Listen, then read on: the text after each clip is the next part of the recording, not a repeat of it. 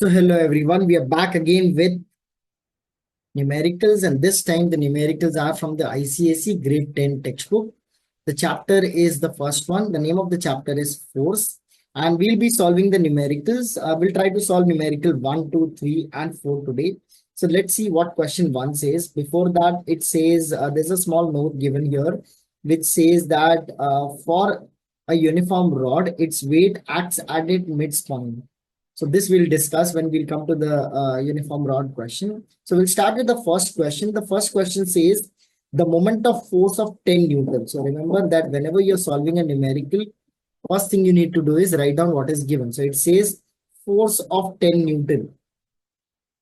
10 Newton about a fixed point O is 5 Newton meter. So if let's say if you don't know what is given, look at the at least unit. Newton meter is a unit of moment of force. Moment of force we represent with the symbol tau, torque, which is 5 Newton meter. Calculate the distance. The question says calculate the distance. We know moment of force, which also is represented by this symbol tau, is equal to force into perpendicular distance. So what is force available with us?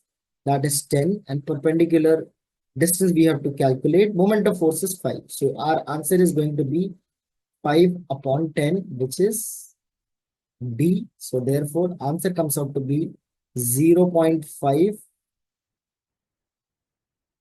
meter. And you can check that is the answer available in the answer key as well. So this was our question number 1.